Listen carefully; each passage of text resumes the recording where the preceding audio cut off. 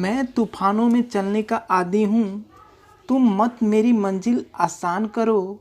है फूल रोकते कांटे मुझे चलाते, मरुस्थल पहाड़ चलने की चाह बढ़ाते। सच कहता हूँ जब मुश्किलें ना होती हैं, मेरे पग तब चलने में भी शर्माते। मेरे संग चलने लगे हवाएं जिससे, तुम पथ के कड़कड़ को तूफान करो। मैं तूफानों में चलने का आदी हूँ, तुम मत मेरी मंजिल को आसान करो। नमस्कार दोस्तों, आपका अपने चैनल स्टार क्लास एक्सपर्ट 2 में स्वागत है। फ्रेंड्स, आज हम लोग पढ़ने वाले हैं गति, इसको आप इंग्लिश में मोशन बोलते हैं। और इसके पहले देखिए मात्रक का चैप्टर मैं करा दिया हूं, जिसको आप इंग्लिश में यूनिट बोलते हैं। और यहाँ पे देखिए क्या है, कोई भी मैं चैप्टर लाता हूँ तो क्या है कि यहाँ पे ओनली पॉइंट टू पॉइंट यहाँ नोट्स आपको बनवाया जाता है। और यहाँ क्या है, डिफिनेशन के थ्रू आपको नहीं बताया जाता है, क्योंकि देखिए अगर डिफिनेशन के थ्रू मैं बताऊँगा तो आज तो आप डिफिनेशन रट लेंगे, लेकिन 2 ही दिन में आप भूल जाएंगे। और यदि ऐसे पॉइंट टू पॉइंट रहेगा तो ये है, यदि आप एक बार पढ़ेंगे तो 1 महीना आपके माइंड में क्या है, स्टोरेज रहेगा। और चूंकि देखिए पॉइंट टू पॉइंट बनाने का एक फ़ायदा ये रहता है कि आपको ज़्यादा चीज़ें पढ़ने को नहीं मिलता है, और उतना ही पढ़ने को मिलता है जो प्रीवियस ईयर में आते हैं बार बार। ठीक है, तो कोई भी चैप्टर अगर यदि मैं स्टार्ट कर रहा हूँ, जैसे मात्रक है, तो उसके जितने भी क्वेश्चन प्रीवियस ईयर में पूछे गए हैं या पूछे जाते हैं बार बार, उस सारे क्वेश्चन को क्या है मैं वहाँ कवर किया हूँ, पॉइंट टू पॉइंट नोट्स के थ्रू बताया हूँ। फिर उसके बाद क्या है, एक प्रैक्टिस सेट भी करा दिया हूँ। तो देखिए अभी ये गति चल रहा है, अभी जैसे पॉइंट टू पॉइंट इसका हम लोग क्वेश्चन पढ़ लेंगे, उसके बाद क्या होगा, इसका मैं प्रैक्टिस भी करा दूँगा। ठीक है, और प्रैक्टिस जो मैं कराता हूँ लूसेंट के ऑब्जेक्टिव बुक से कराता हूँ। और ये जो मैं आपको पॉइंट टू पॉइंट नोट्स दे रहा हूँ, ये कई सारे बुक से मैं ले करके मतलब नोट्स बनाता हूँ। जैसे लूसेंट हो गया, एनसीईआरटी के कुछ बुक्स हैं, तो ऐसे काफ़ी सारे बुक्स का मिक्सिंग करके मैं आपको ये बताता हूँ। ये आपको कहीं नहीं मिलने वाला है। ठीक है, और ऐसा नोट शायद ही आपको कहीं मिले, क्योंकि 1 साल का सर्च है, फिर इसके बाद ये सब नोट्स आपको प्रोवाइड कर रहा हूँ। ओके, चलिए देखते हैं फ्रेंड्स, पढ़ते हैं इसमें। देखिए गति में सबसे पहले हम लोग पढ़ेंगे बल क्या होता है। ठीक है, तो देखिए सबसे पहले हम लोग जानते हैं कि बल का डिफिनीशन क्या होता है। तो देखिए बल वह वाह्य कारक है जो किसी वस्तु के आकार, दिशा, गति को बदल देता है या बदलने का प्रयास करता है। ये तो डिफिनीशन हो गया। अब उसके बाद एक क्वेश्चन ये पूछता है कि बल कौन सी राशि है। ये देखिए बहुत ही बार पूछा गया है फ्रेंड्स। तो बल देखिए सदिश राशि है। ठीक है, इसका ट्रिक मैं बताया हूँ।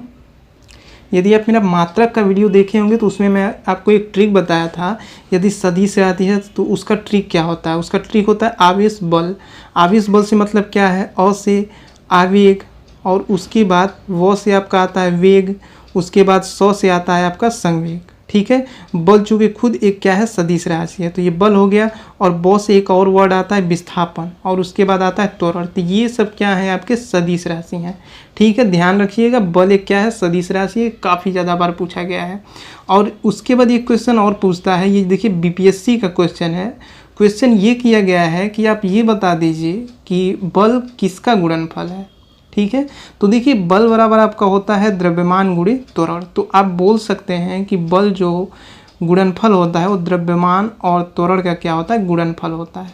ठीक है, तो ये बीपीएससी का क्वेश्चन है, ये इसे आप ध्यान देंगे। बल का गुणनफल क्या होता है, तो बल बराबर होता है द्रव्यमान गुणे त्वरण। ठीक है, ये ऑप्शन में तुरंत आप ट्रिक लगाइएगा। और इसका मात्रक क्या होता है, तो देखिए बल बराबर होता है द्रव्यमान गुणे त्वरण। द्रव्यमान का मात्रक क्या होता है, केजी। त्वरण का मात्रक क्या होता है, मीटर प्रति सेकेंड स्क्वायर। इस तरीके बल का मात्रक होता है केजी मीटर प्रति सेकेंड स्क्वायर। ठीक है, और यदि मान लीजिए आपसे, देखिए क्वेश्चन ये नहीं पूछता है, ठीक है, अगर मात्रक पूछना रहेगा, मात्रक ज़्यादातर पूछता है ऐसे कि पूछ लेगा कि आप ये बताइए बल का एसआई मात्रक क्या होता है। ये देखिए हज़ारों बार पूछा गया होगा। ठीक है, देखिए अगर बल का एसआई मात्रक पूछेगा तो न्यूटन बताइएगा, सीजीएस पूछेगा तो उसका बल का सीजीएस मात्रक क्या होता है, डाइन होता है। ठीक है, और एक क्वेश्चन और है जो बार बार पूछा जाता है कि 1 न्यूटन इक्वल टू क्या होता है। देखिए 1 न्यूटन इक्वल टू होता है 10⁵ डाइन। ठीक है, इतना क्लियर हो गया। चलिए आगे बढ़ते हैं। चलिए नेक्स्ट टॉपिक देखते हैं। नेक्स्ट टॉपिक हमारा ये है जड़त्व। जड़त्व किसे कहते हैं, देखिए इसे इंग्लिश में इनर्शिया बोला जाता है। अगर सिंपल भाषा में इसका डिफिनीशन मैं बताऊं तो आलसी को ही हम लोग क्या बोलते हैं, जड़त्व बोलते हैं। ठीक है। इसका डिफिनीशन देख लीजिए क्या होता है, कोई भी वस्तु पूर्वावस्था में बने रहना चाहता है, मतलब जिस अवस्था में है उसी अवस्था में रहना चाहता है। इसी गुण को हम लोग क्या जड़त्व कहते हैं, ठीक है। तो कहने का मतलब ये है कि जड़त्व का सिंपल लैंग्वेज में आप बोल सकते हैं, इसका डेफिनेशन क्या है, आलसी। जो आलसी इंसान होता है ना, वो आप देखेंगे अगर सोया है तो सोया ही रहना चाहता है, ठीक है। वो कोई काम नहीं करना चाहता है, कोई गति में नहीं जाना चाहता है, ठीक है। तो जड़त्व का मतलब यही होता है, कोई भी वस्तु पूर्वावस्था में बने रहना चाहता है, ठीक है ना। चलिए अब मेन पॉइंट्स देखते हैं। ये फ्रेंड्स बहुत इंपॉर्टेंट है, क्वेश्चन जो पूछा जाता है इसी से पूछा जाता है, ठीक है ना। ये अच्छे से आपको ध्यान देना है। देखिए जड़त्व जो होता है वो 3 टाइप का होता है, ठीक है। विराम जड़त्व होता है, दिशा जड़त्व होता है, गति जड़त्व होता है, ठीक है। अब देखिए विराम जड़त्व होता क्या है। देखिए इससे एक क्वेश्चन पूछता है कि गाड़ी रुकने पर आदमी आगे की ओर झुक जाता है, किसके कारण, विराम जड़त्व के कारण, ठीक है। तो विराम जड़त्व का एग्जाम्पल क्या है, गाड़ी रुकने पर आदमी आगे की ओर झुक जाता है। देखिए कैसे झुकता है, इसका एक डायग्राम देख लीजिए। देखिए इसका डायग्राम समझ लीजिए। देखिए होता क्या है, मान लीजिए कोई बस है, ठीक है। तो बस है और उस पर क्या है, कोई आदमी बैठा है, ठीक है। और ये आदमी बैठा है तो होता क्या है कि देखिए जब बस चल रहा है तो बस भी गति अवस्था में है और ये जो उस पर आदमी बैठा है ये भी गति अवस्था में है। लेकिन होता क्या है कि एकाएक जब बस रुक जाता है तो बस तो रुक गया अपना ब्रेक लगाकर, ठीक है। लेकिन आदमी क्या होता है, एकाएक संभल नहीं पाता है। यही रीज़न है कि ये क्या है, आगे की ओर झुक जाता है। कहने का मतलब ये है, यदि ये बस है आगे की ओर जैसे चल रहा है, गति अवस्था में है, तो उस पर जो आदमी बैठा है वो क्या है कि विरामावस्था में है। तो वो क्या है, विरामावस्था में ही रहना चाहता है। लेकिन होता क्या है, एकाएक यदि बस रुकता है तो क्या है, वो आगे की ओर झुक जाता है, ठीक है। दिशा जड़त्व क्या होता है। देखिए दिशा जड़त्व का मतलब ये होता है कि कोई वस्तु यदि मान लीजिए पूरब दिशा में जा रहा है तो वह पूरब दिशा में ही जाना चाहेगा, ठीक है। जैसे यहाँ पे देख लीजिए, ये मान लीजिए कोई बस है तो पूरब दिशा में जा रहा है तो पूरब दिशा में ही जाना चाहेगा।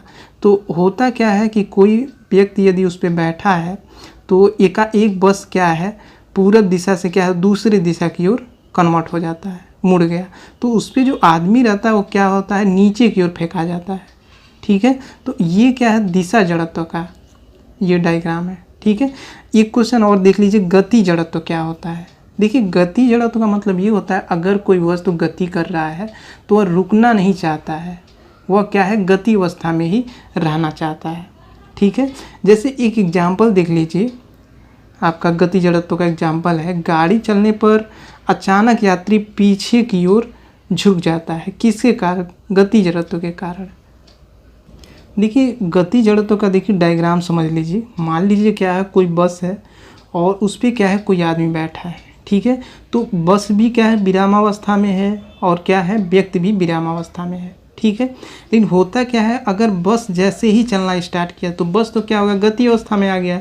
लेकिन ये क्या है, विरामावस्था में था। तो एकाएक क्या है कि ये संभल नहीं पाता है, व्यक्ति जो ऊपर बैठा रहता है वो क्या है, पीछे की ओर झुक जाता है, ठीक है। तो ये गति जड़त्व क्या है, डायग्राम है। अब विराम जड़त्व से देखिए कुछ क्वेश्चन पूछे जाते हैं, इसके बारे में कुछ थोड़ा सा एक्सप्लेन कर दूं।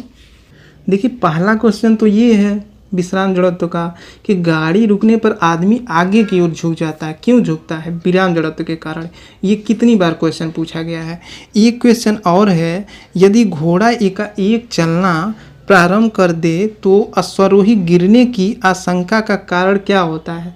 तो वो कारण होता है आपका विराम जड़त्व, ठीक है। देखिए बुक में क्या है, विश्राम जड़त्व देगा, ध्यान दीजिएगा, विराम जड़त्व विश्राम जड़त्व एक ही होता है, ये आपको ध्यान देना है। लैंग्वेज का देखिए यही अंतर होता है, यदि आप अच्छे से प्रैक्टिस करते हैं तो ये सब चीज़ें आपको जानने को मिल जाता है। और एक क्वेश्चन और है कि क्रिकेट का खिलाड़ी तेज़ी से आती हुई बॉल को अपने हाथों को पीछे खींचकर पकड़ता है, क्यों, ऐसा क्यों करता है वो, क्योंकि बॉल विश्राम की स्थिति में आ सके। ये क्वेश्चन देखिए कितनी बार पूछा गया है, ठीक है। एक क्वेश्चन और है, देखिए ये आपका पूछा गया है, एनडीए 2000 11 में ये क्वेश्चन पूछा गया है कि चलती हुई बस जब अचानक ब्रेक लगाती है तो उसमें बैठे हुए यात्री आगे की ओर गिरते हैं। इसको किसके द्वारा समझाया जा सकता है? न्यूटन का प्रथम नियम, न्यूटन का द्वितीय नियम या न्यूटन का तृतीय नियम? तो ध्यान दीजिएगा, न्यूटन का जो तीसरा नियम मैं बोल रहा हूँ, इसको आप न्यूटन के प्रथम नियम से क्या है समझा सकते हैं। ठीक है, और अब देखिए न्यूटन का प्रथम नियम, द्वितीय नियम, तृतीय नियम की बात आया तो एक क्वेश्चन और आपको एक्सप्लेन कर दूं। इसमें क्या होता है ना कि एक क्वेश्चन आपसे पूछता है कि रॉकेट किस सिद्धांत पर कार्य करता है। तो रॉकेट जो होता है वो न्यूटन के तृतीय नियम पर क्या है कार्य करता है। ठीक है, ये क्वेश्चन कितनी बार पूछा गया है। तो ये सब इंपॉर्टेंट क्वेश्चन थे, अब इसमें कुछ बचा नहीं है कि और भी कुछ पूछा जाए। चलिए नेक्स्ट देखते हैं। चलिए नेक्स्ट टॉपिक देखते हैं। देखिए बहुत ही इंपॉर्टेंट है फ्रेंड्स, न्यूटन का गति का नियम। ठीक है, इससे क्वेश्चन बहुत ही ज़्यादा पूछे जाते हैं। फर्स्ट लॉ से बहुत ज़्यादा क्वेश्चन पूछे जाते हैं, मतलब तीनों लॉ से क्वेश्चन काफ़ी ज़्यादा बनते हैं। और इन सारे क्वेश्चन का क्या है मैं डिस्कस कर दूंगा कि कौन कौन से क्वेश्चन पूछे जाते हैं।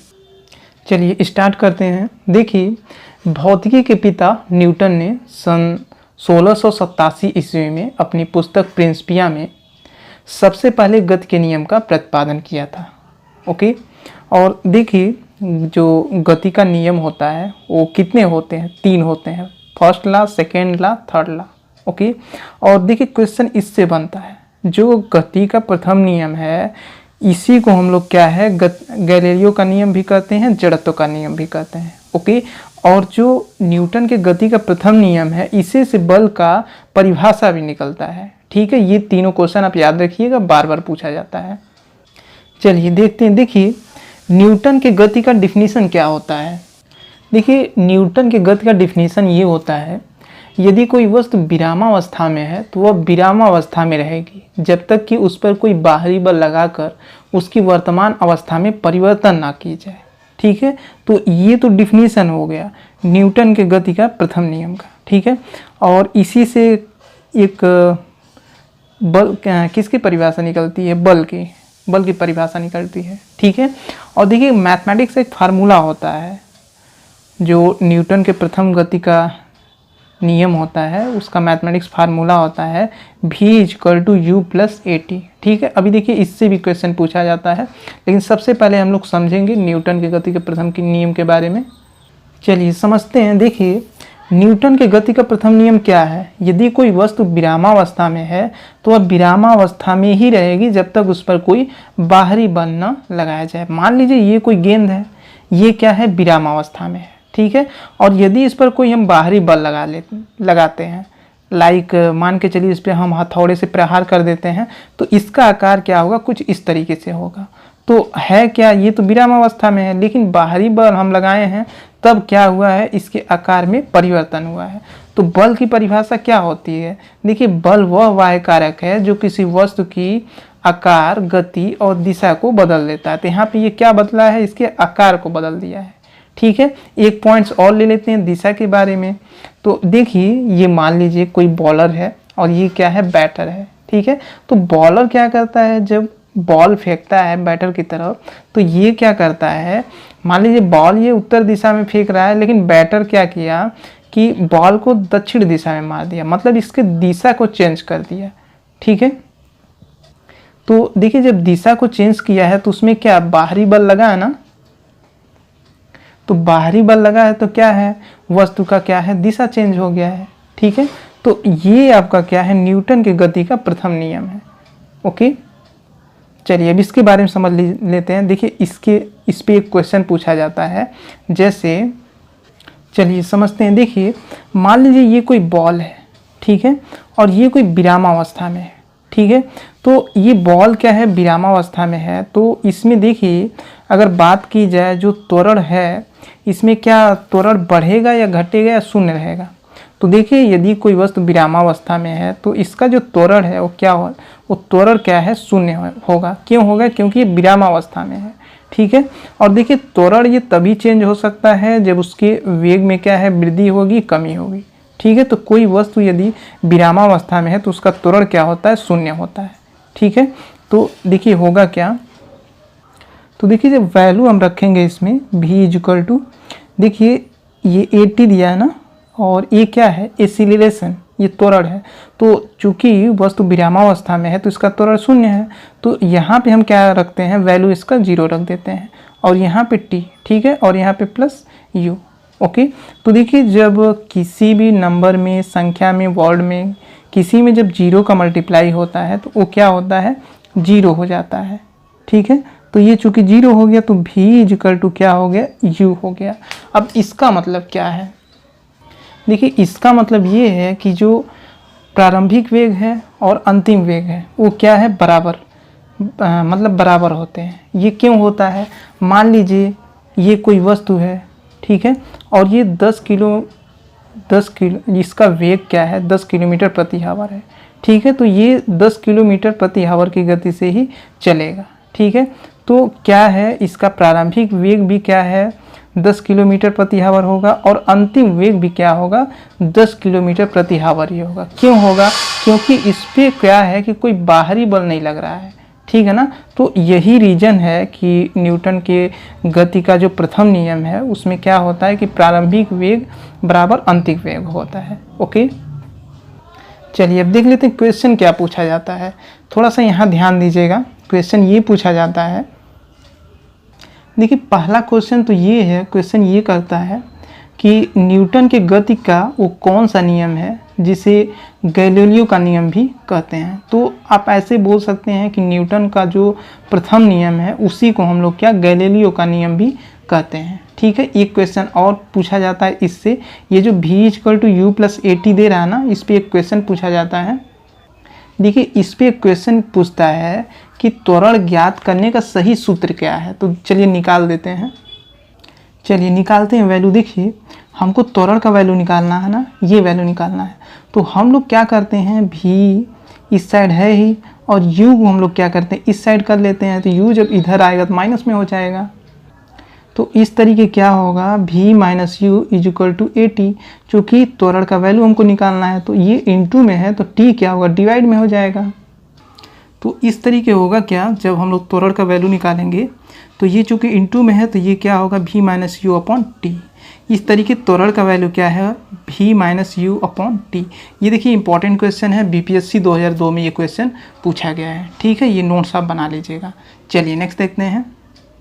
चलिए एक क्वेश्चन और देखते हैं। ये जो न्यूटन के गति का ये जो प्रथम नियम है, इस पर एक क्वेश्चन ऐसे पूछता है कि किसी भी स्थिर या गतिशील वस्तु की स्थिति और दिशा में तब तक कोई परिवर्तन नहीं होता जब तक उस पर कोई बाह्य बल सक्रिय ना हो।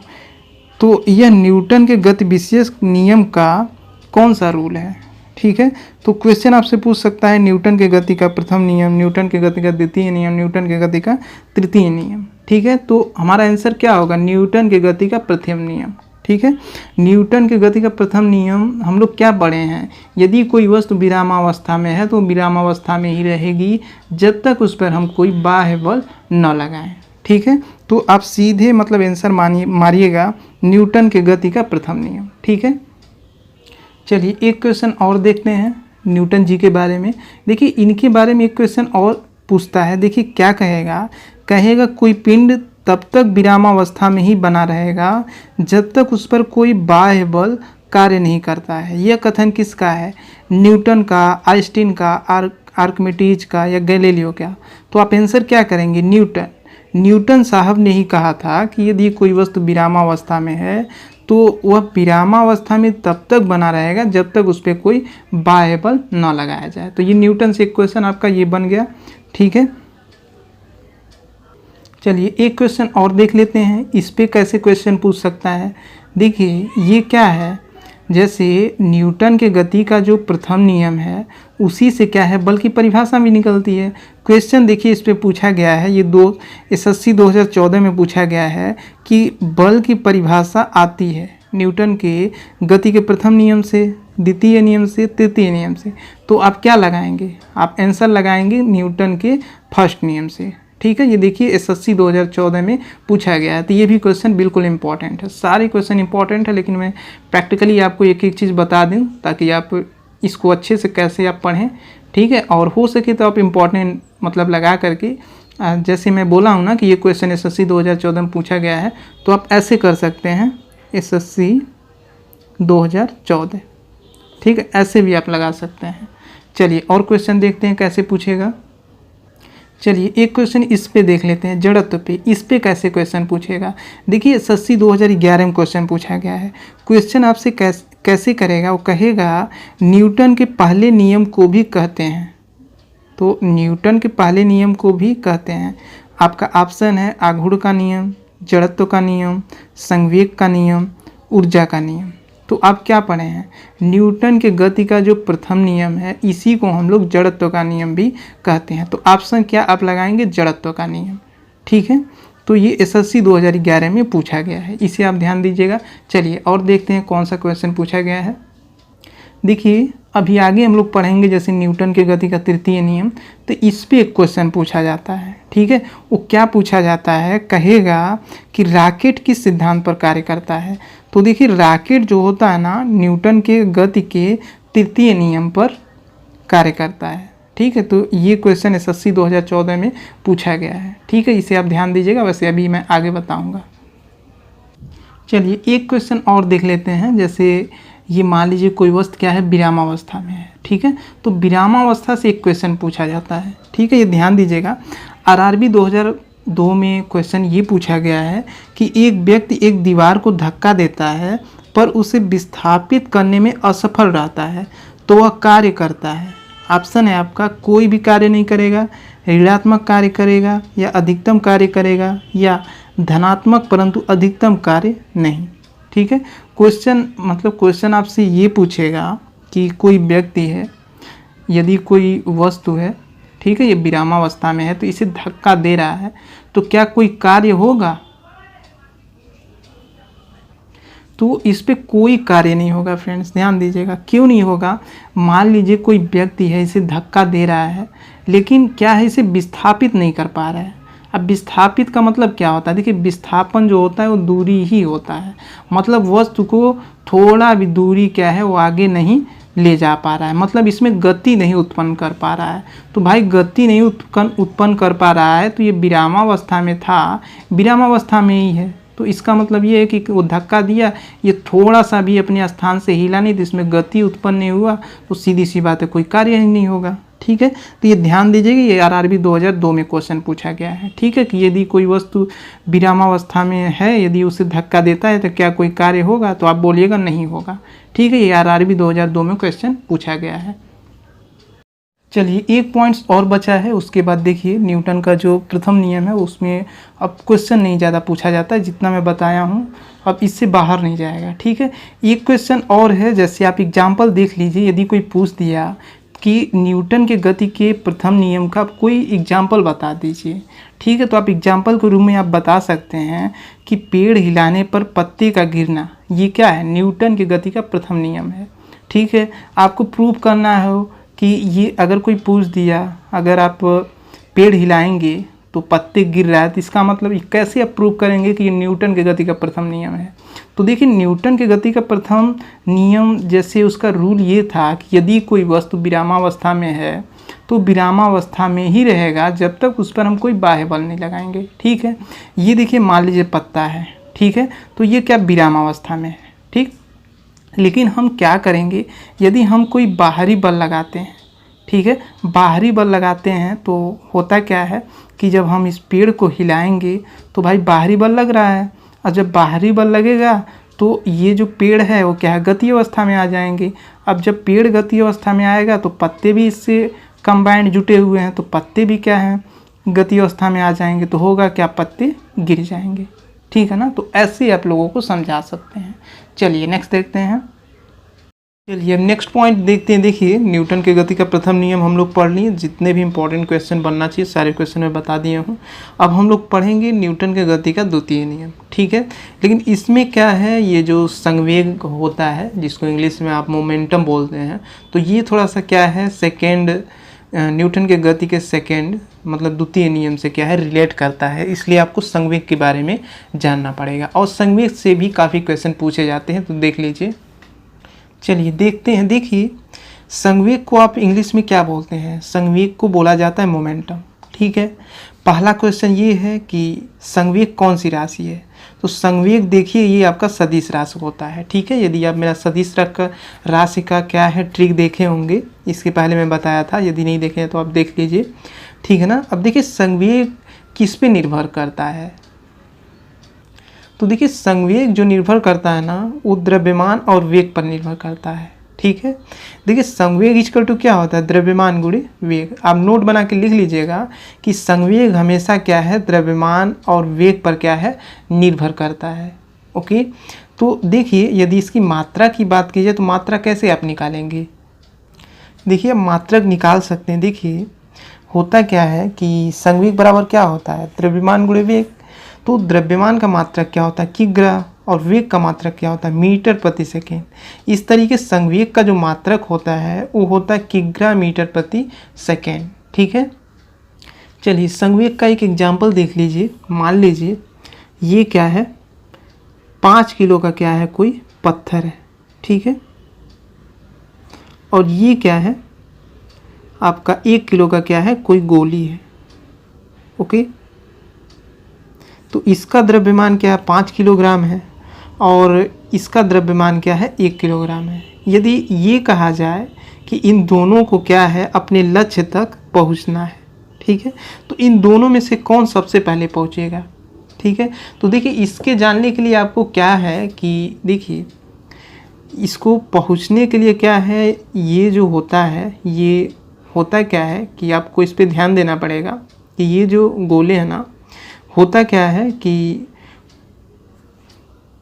देखिए सीधी सी बात है, इन दोनों में ना जिसका संवेग सबसे अधिक होगा वही सबसे पहले अपने लक्ष्य पे पहुंचेगा। क्यों, क्योंकि देखिए संवेग जो होता है वो निर्भर करता है द्रव्यमान और वेग पर, ठीक है। तो चलिए इसको देख लेते हैं एग्जाम्पल के रूप में। देखिए ये जो पत्थर है इसका हम लोग संवेग निकालते हैं।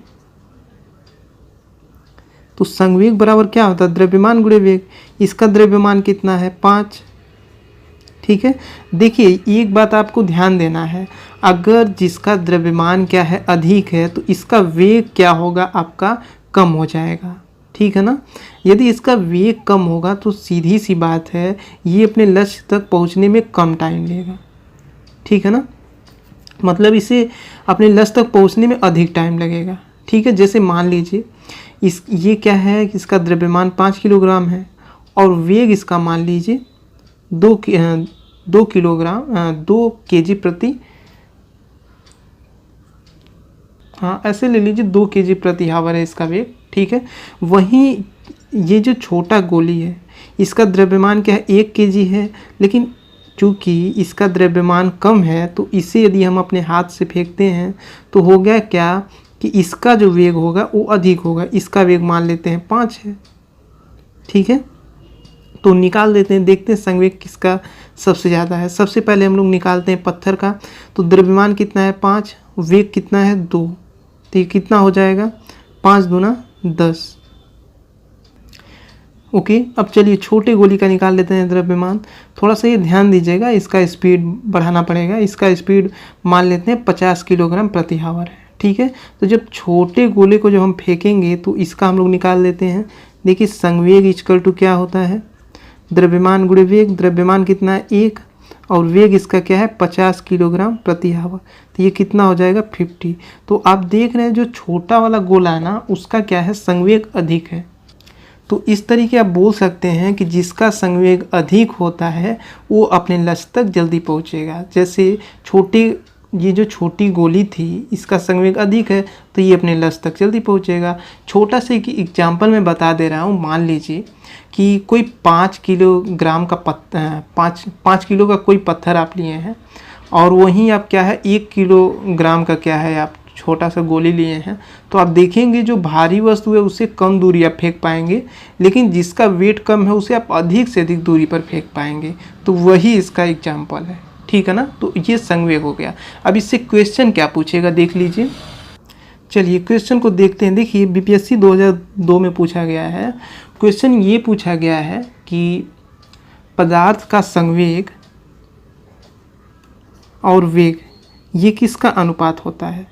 ठीक है, तो आप इसको कैसे बताएंगे? देखिए यहाँ से आप निकाल सकते हैं। देखिए ये पूछा है कि संवेग और वेग का अनुपात क्या होता है, तो आप यहाँ से निकाल सकते हैं। देखिए चूँकि इसका संवेग और वेग का अनुपात पूछ रहा है, तो इसका मतलब बचा क्या, यम बचा। चूँकि यहाँ देखिए इनटू है, तो ये होगा क्या, पी के नीचे चला जाएगा, या तो आप इसे देख लीजिए। देखिए संवेग इक्वल टू क्या होता है, द्रव्यमान गुणे वेग। तो इसमें हम लोग क्या करेंगे, P ये चूँकि इनटू में है तो भी यहाँ पे चला जाएगा, तो ये हो गया यम। इसका मतलब क्या है कि जो संवेग है और वेग है वो द्रव्यमान का अनुपात होता है। तो आप क्या बोलेंगे कि किसी पदार्थ का जो संवेग है और उसके वेग का जो अनुपात होता है वो द्रव्यमान के बराबर होता है। ठीक है, बीपीएससी 2002 में पूछा गया है। एक क्वेश्चन और है, देखिए ये आरआरबी 2016 में ये क्वेश्चन पूछा गया है। क्वेश्चन ये पूछा गया है कि संवेग कौन सी राशि है। ठीक है, तो संवेग स्टार्टिंग में ही मैं आपको बता दिया था कि संवेग जो है आपका सदिश राशि है। ठीक है, यही 2 क्वेश्चन पूछते हैं, बाकी वैसे क्वेश्चन नहीं पूछे जाते हैं। ठीक है, चलिए अब देखते हैं न्यूटन के गति का द्वितीय नियम क्या है। चलिए देखते हैं न्यूटन के गति का द्वितीय नियम। इससे भी क्वेश्चन काफ़ी ज़्यादा पूछे जाते हैं, अभी इसको भी डिस्क्राइब कर दूंगा, थोड़ा सा चीज़ों को समझ लीजिए। देखिए न्यूटन को जो गति का प्रथम नियम था उससे बल की परिभाषा निकलती थी। ठीक है, लेकिन न्यूटन के गति का जो द्वितीय नियम है उससे क्या होता है, बल का व्यंजक निकलता है। ठीक है, जैसे न्यूटन के गति का द्वितीय नियम क्या होता है, F equal to m। Okay, तो इसे आप बोलेंगे कि न्यूटन के गति का जो द्वितीय नियम है इससे बल का व्यंजक प्राप्त होता है। चलिए ये पॉइंट्स लिख दिया हूँ। चलिए अब इसे थोड़ा सा हम लोग प्रूव कर लेते हैं। चलिए थोड़ा सा चीज़ों को समझते हैं हम लोग। देखिए ये क्या है, कोई वस्तु है। ठीक है, तो ये क्या है, विरामावस्था में है। तो सीधी सी बात है, अब इसके बारे में आपको बताया हूँ, कोई वस्तु यदि विरामावस्था में है तो देखिए इसका वेग जो होगा ना वो आपका शून्य होगा। ठीक है, और वेग शून्य क्यों होगा, देखिए वेग शून्य इसलिए होता है क्योंकि इसमें कोई गति नहीं हो रही है। ठीक है, जब इसमें कोई गति नहीं हो रही है तो सीधी सी बात है इसमें त्वरण नहीं उत्पन्न होगा। ठीक है ना, तो इस तरीके आप बोल सकते हैं कोई वस्तु है यदि विरामावस्था में है तो उसका वेग क्या है, शून्य होता है। तो चलिए इसके आगे देखते हैं। अब देखिए मान लीजिए हम इस पर क्या है, कोई बाहरी बल लगाते हैं। ठीक है, जब बाहरी बल इस पर लगाते हैं तो ये क्या होता है, थोड़ी देर और खिसक जाता है। तो देखिए यदि इसे धक्का लगाया जाता है तो जब ये क्या है थोड़ा सा आगे विस्थापित हो जाता है। ठीक है, तो होता क्या है, जब इसमें गति उत्पन्न होती है तो सीधी सी बात है, अब इसमें क्या है, जब इस वस्तु को थोड़ा सा आगे धक्का दिया गया तो यहाँ पे क्या था, विरामावस्था में था तो इसका वेग 0 था, चूँकि थोड़ा सा आगे गया तो इसका वेग 2 हो गया।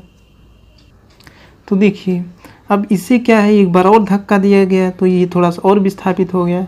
तो थोड़ा दूरी पे क्या है, जब ये वेग इसमें फिर उत्पन्न हुआ है तो ये क्या है, थोड़ी दूरी पे और आगे बढ़ गया है तो इसका वेग क्या हो गया, 4 हो गया है। इसका मतलब ये है कि ये जो वेग परिवर्तन हो रहा है, तो देखिए वेग बदलने में जो समय लगता है उसे हम लोग क्या बोलते हैं, त्वरण बोलते हैं। अब सीधी सी बात है कि जब ये वस्तु है इसमें गति हो रही है और इसका वेग चेंज हो रहा है तो इसमें क्या होगा, त्वरण उत्पन्न होगा। और त्वरण उत्पन्न होगा तो उसे हम लोग किससे डिनोट करेंगे, एक्सीलरेशन से। ओके, चलिए अब इसे समझते हैं मैथमेटिकल रूप में। देखिए चूँकि क्या है कि ये कोई वस्तु है और उस पर क्या है, धक्का कंटिन्यू लगाया गया है और उसके वेग में परिवर्तन हुआ है, तो क्या है, जब वेग में परिवर्तन होता है तो त्वरण उत्पन्न होता है। ठीक है ना, तो होगा क्या कि ये एक्सीलरेशन समानुपाती आपका होगा बल के। ठीक है, इसका मतलब ये है कि ये जो त्वरण है वो बल के सीधे समानुपाती होता है। ठीक है, और वहीं पे क्या होगा कि एक्सीलरेशन समानुपाती F/m होता है। ठीक है, इसका मतलब ये है कि ये जो एक्सीलरेशन है बल के सीधे समानुपाती होता है। और चूंकि यदि बटे के रूप में है तो आप बोल सकते हैं कि ये जो त्वरण है द्रव्यमान के उल्टे समानुपाती होता है। ठीक है, अब देखिए जब न्यूटन साहब ने जब इसका प्रायोगिक प्रयोग किया तो हुआ क्या, देखिए जब इसे हम सॉल्व करेंगे तो ये होगा क्या, यदि समानुपाती है तो यहाँ पे क्या है, जब इज इक्वल टू आएगा तो यहाँ पे कांस्टेंट लग जाएगा और ये हो जाएगा F/m। ठीक है, तो जब न्यूटन साहब जब इसका प्रायोगिक मान निकाल रहे थे तो हुआ क्या कि k का जो वैल्यू था उसका वैल्यू 1 मिला था। ठीक है, तो ये a इज इक्वल टू क्या है, k का यदि 1 रखेंगे तो ओनली f होगा और ये हो जाएगा m। ठीक है, अब इस तरीके हो जाएगा ये f is equal to m a।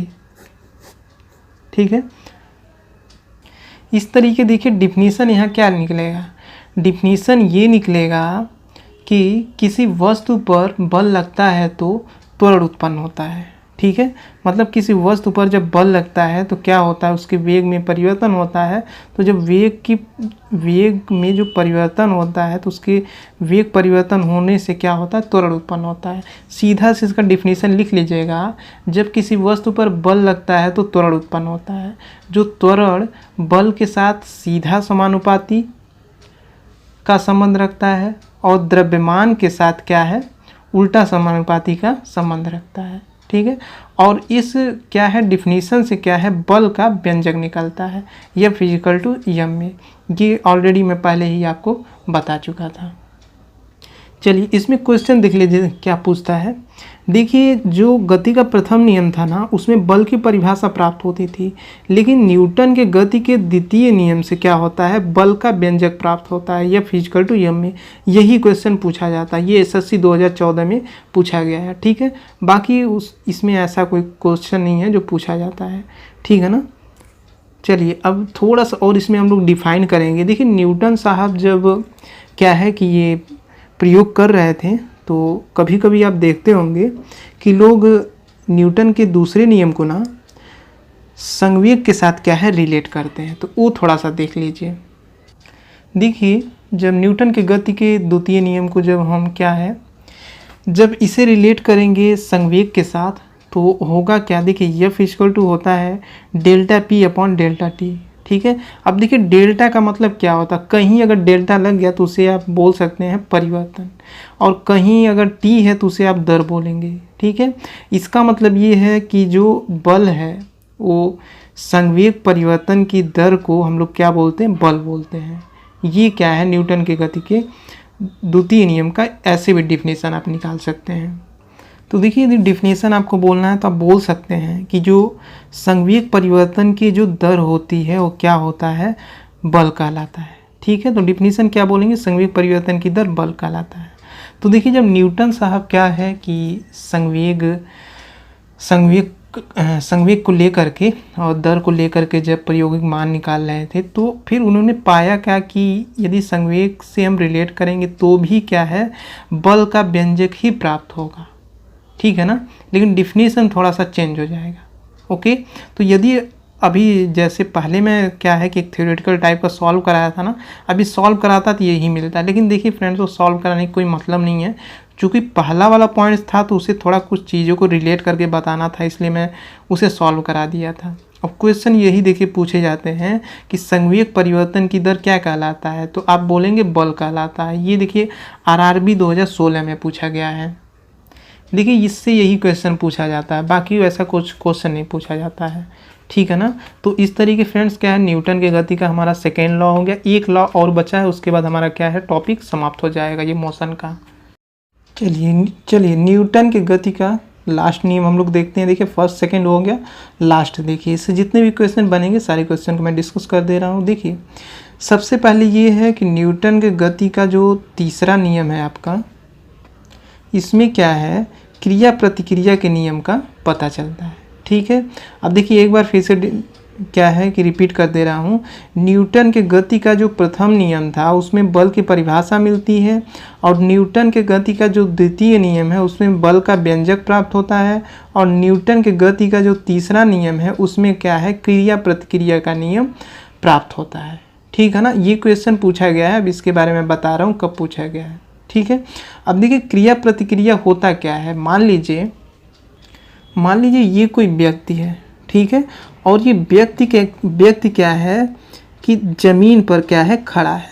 ठीक है ना, तो होता क्या है जब व्यक्ति ज़मीन पर खड़ा रहता है तो ये जो व्यक्ति है इसका पूरा भार मतलब एक फोर्स लगता है ज़मीन के तरफ।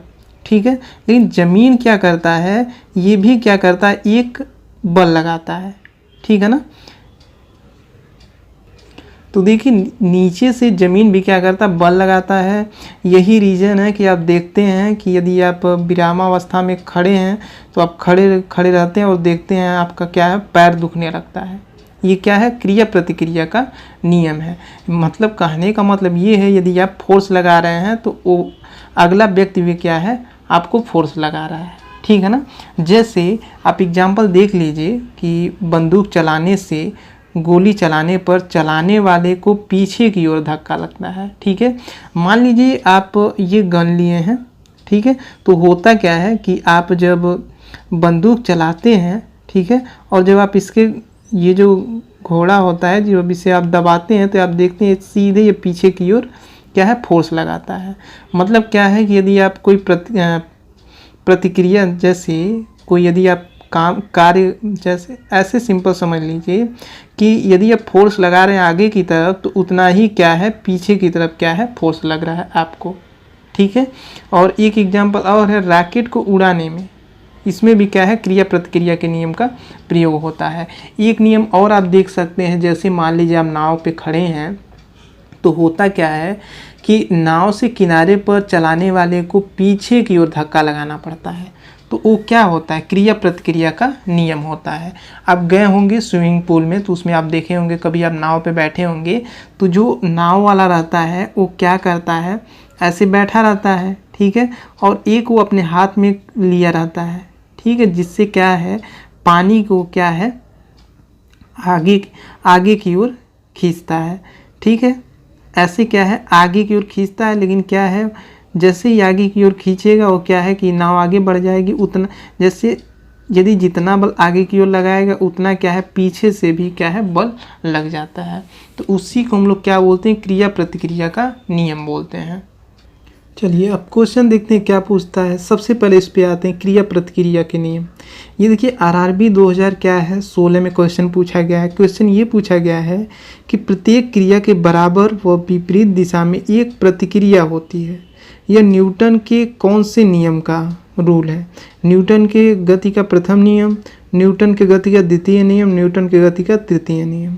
तो क्रिया प्रतिक्रिया का जो नियम होता है वो न्यूटन के गति के तृतीय नियम का होता है, ठीक है। तो ये इससे एक क्वेश्चन बन गया। और क्वेश्चन देखते हैं। चलिए अब इस पे आते हैं। ये देखिए क्वेश्चन पूछा गया है आपका एसएससी 2014 में पूछा गया है, ठीक है।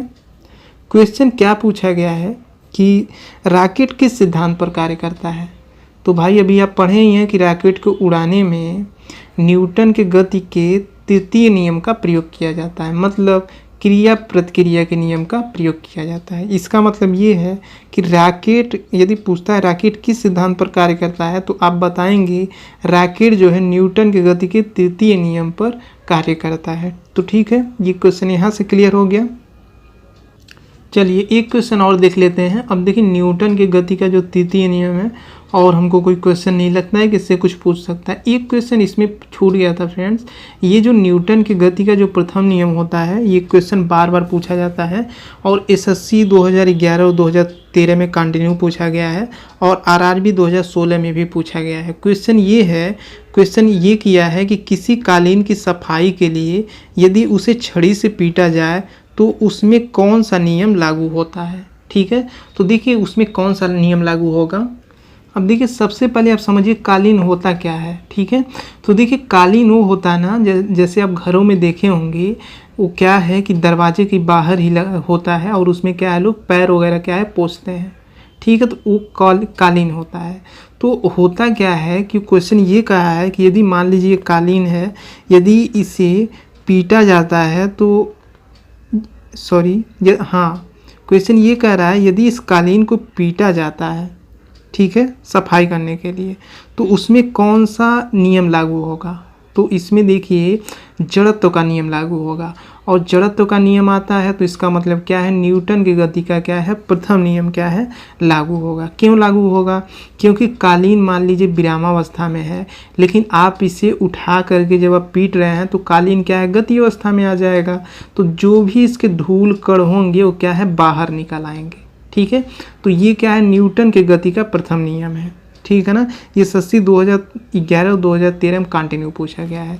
तो इस तरीके फ्रेंड्स हमारे क्या है कि मोशन जो हमारा चैप्टर था उसके सारे क्वेश्चन क्लियर हो गए। ये फ्रेंड्स आपके लिए टेस्ट है और इसका कमेंट देखिए आप बिल्कुल पॉजिटिव वे में कीजिएगा, क्योंकि देखिए इस चैप्टर को क्या है ना, मुझे बनाने के लिए क्या है बहुत ही हार्ड वर्क करना पड़ा है, ठीक है। और मेरा आपसे एक रिक्वेस्ट है फ्रेंड्स, यदि आपको क्या है कि यदि इसका आपको PDF चाहिए और क्या है कि 2 से 4 दिन बाद या 5 दिन बाद या 10 दिन बाद क्या है, इतना टाइम वैसे नहीं लगेगा, क्योंकि देखिए जो करंट अफेयर्स है उसका भी आप लोगों का रिक्वायरमेंट आ रहा है कि सर करंट अफेयर्स का भी वीडियो दे दीजिए। तो देखिए डेली वाला करंट अफेयर्स मैं नहीं दूंगा आपको, क्या है कि मेरे चैनल पर क्या है आपको मंथली वाइज क्या है करंट अफेयर्स का वीडियो मिलेगा, ठीक है। जैसे अभी क्या चल रहा है, जून चल रहा है, तो आपको क्या है इस महीने में मई का क्या है मंथली वाइज जो इम्पोर्टेंट क्वेश्चन होते हैं उन सारे क्वेश्चन का क्या है आपको क्या है मैं वीडियो प्रोवाइड कर दूंगा, ठीक है। और देखिए वो करंट अफेयर्स क्या है कितना बेटर वे में उसे बताया गया है ना, क्योंकि देखिए उसमें किस तरीके से बताया गया है। देखिए मान लीजिए अगर कोई मध्य प्रदेश का क्या है करंट अफेयर्स का कोई पॉइंट आता है, तो मध्य प्रदेश से जितने रिलेटेड क्वेश्चन हैं जीके के वो भी बताया जाएगा। मान लीजिए मध्य प्रदेश के जो प्रेजेंट टाइम में CM है, राज्यपाल हैं, जो इस तरीके इंपॉर्टेंट क्वेश्चन जो बार बार पूछे जाते हैं, तो करंट अफेयर्स में क्या है जीके भी क्या है कवर किया जाएगा और क्या है करंट अफेयर्स तो होंगे ही होंगे, ठीक है। तो मैं ये कह रहा था कि यदि आपको क्या है कि साइंस का ये जो मैं लेक्चर प्रोवाइड कर रहा हूँ आपको, यदि आपको इसका क्या है कि PDF चाहिए और करंट अफेयर्स का भी PDF चाहिए, तो ये आपको क्या है आपको अवेलेबल करा दिया जाएगा। और इसके लिए मात्र आपको क्या है 25 रुपीज़ क्या है चार्ज करना होगा, ओके। देखिए फ्रेंड्स क्या है कि मैं लोगों का देखिए हेल्प करना चाहता हूँ, लेकिन क्या है इस चैनल पे मैं वीडियो इसलिए नहीं प्रोवाइड कर पाता हूँ क्योंकि देखिए होता क्या है कि 2-3 वेबसाइट्स हैं मेरे और यूट्यूब चैनल्स हैं, तो वहाँ पे भी मुझे काम करना रहता है। और यदि इस चैनल पे मैं कोई वीडियो अपलोड करता हूँ तो मेरे डाटा क्या है फिनिश हो जाते हैं और उन सारे चैनल्स पे मैं वर्क नहीं कर पाता हूँ, और यहाँ पे क्या है अभी कोई इनकम नहीं हो रही है, ठीक है। तो मैं आपसे बस इतना बोलना चाहता हूँ, यदि आपको स्टार क्लास एक्सपर्ट 2 को थोड़ा सा क्या आर्थिक रूप से आप मदद देना चाहते हैं तो आप कर सकते हैं। मैं व्हाट्सएप नंबर क्या है कि डिस्क्रिप्शन में क्या है दे दिया हूँ, आप चाहें तो वहाँ से मुझे आप कॉन्टैक्ट करके गूगल पे पे क्या है मात्र 25 रुपीज़ पेमेंट कीजिए फ्रेंड्स। और मैं आपको विश्वास दिलाता हूँ, आपको ऐसे ऐसे कंटेंट प्रोवाइड करूँगा ना कि जो आप 25 रुपये में पा रहे हैं वो 25,000 में भी ना नहीं आपको मिलेगा। आप किताबें चेंज करते रह जाएंगे लेकिन ऐसा कंटेंट आपको कहीं नहीं मिलेगा फ्रेंड्स, ठीक है ना। तो यही है फ्रेंड्स, थोड़ा सा मुझे आर्थिक रूप से थोड़ा मदद मिल जाएगा तो ये क्या है कि बिल्कुल कंटिन्यूटी बनी रहेगी और आपको बेटर से बेटर क्या है मैं कंटेंट यहाँ पे ला करके दूंगा। और जो टाइम आपको 1 साल 2 साल लगता है सिलेक्शन लेने में, आप बिल्कुल 2 से 3 महीने में अपने सारे सिलेबस को क्या है कंप्लीट कर सकते हैं, चाहे मैथमेटिक्स हो, चाहे रीजनिंग हो, चाहे GK हो, चाहे GS हो, चाहे करंट अफेयर्स हो। क्योंकि मैं यहाँ उतना ही बताता हूँ फ्रेंड्स जितना क्या है पेपर में पूछे जाते हैं, फालतू चीज़ें मैं यहाँ नोट्स नहीं बनवाता हूँ। ये कोचिंग नहीं है दोस्त, ये ऑनलाइन प्लेटफॉर्म है, ओके।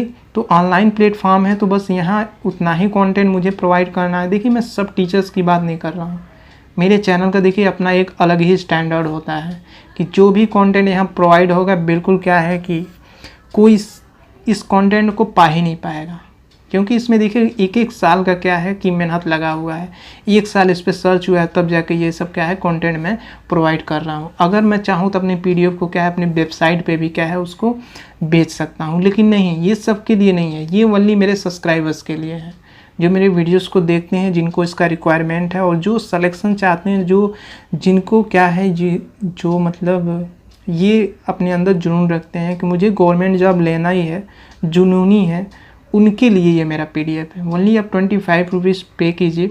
आपको क्या है कि फिजिक्स का जो भी जैसे ही मैं क्या है कि कोई भी चैप्टर का वीडियो क्या है प्रोवाइड करूँगा तो उसके सारे क्या है PDF आपको अवेलेबल हो जाएंगे। और जैसे ही क्या है जो करंट अफेयर्स का मंथली वाला जो वीडियो हमारा प्रोवाइड होगा तो क्या है कि साइंस का प्लस आपको क्या है करंट अफेयर्स का PDF आपको व्हाट्सएप के थ्रू भेज दिया जाएगा, ओके। तो फ्रेंड्स आज के लिए बस इतना ही, आशा करता हूँ आपको काफ़ी मज़ा आया होगा फिजिक्स के इस लेक्चर में। तो यदि आपको वीडियो फ्रेंड्स पसंद आए तो जितना हो सके लाइक और शेयर करने का प्रयास कीजिए, ताकि जैसे ही मैं कोई न्यू वीडियो अपलोड करूँ ना, उसका नोटिफिकेशन सीधे आपके पास जाए। तो मिलते हैं friend next day next lecture में, तब तक के लिए जय हिंद जय भारत, आपका दिन शुभ हो।